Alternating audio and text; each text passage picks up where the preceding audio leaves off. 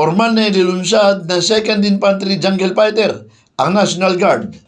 Hudyatin ito para wakasan na ang panahon ng Auxiliary Force ng KAPGU sa pamamagitan ng pagsusuot ng ranggo at patch ceremony na ginanap sa Camp Kapinpin sa Tanay Rizal noong Huwebes, December 11, 2025. Alinsunod sa kapangyarihan na ibinigay, ang 2nd ID ay muling naatasan na magtalaga ng hanggang company size units kabilang ang mga nasa ilalim ng istruktura ng KAPGU.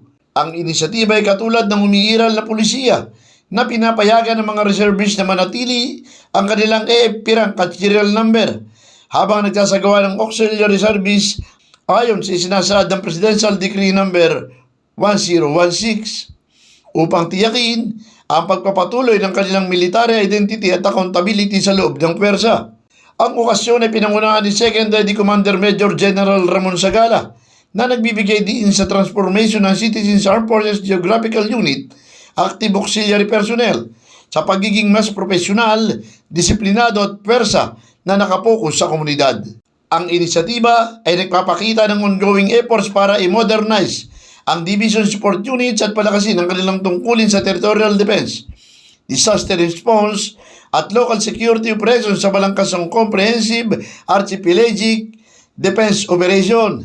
Ang paglilipat ay nagpapatunay na ang CAS ay hindi papalitan kundi itataas at kikilalanin, mananatiling esensyal sa ilalim ng total force concept kung saan ang mga regular reservists at mga auxiliary work ay magtutulungan upang tiyakin ang katuparan ng misyon para tiyakin ang operational effectiveness. Ang modernisasyon ay naaayon din sa kampanya ng Army na magpaunlad ng human capital, pinuhi ng organizational identity, improve training at interoperability, at magtayo ng mas malinaw na tungkulin ng mga auxiliary habang pinapanatili ang authority at structure ng mga regular na pwersa.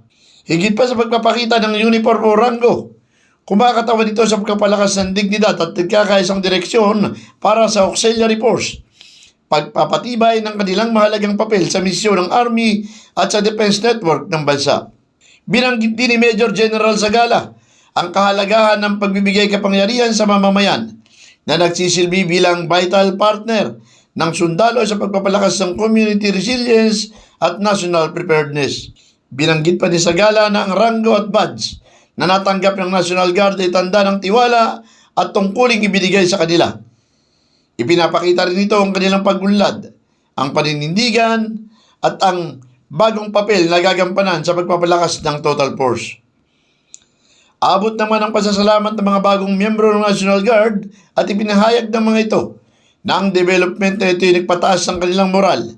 Kinikilala rin nila ang mahalagang kontribusyon ng kanilang identity. Kinikilala rin nila ang mahalagang contributors ng kanilang identity, training at responsibilities. Ngayon ay naka-align sa moderno at marangal na auxiliary force. Felix Tambongco, The Observer News, DWRB 103.9 News FM. Ikaw ang una.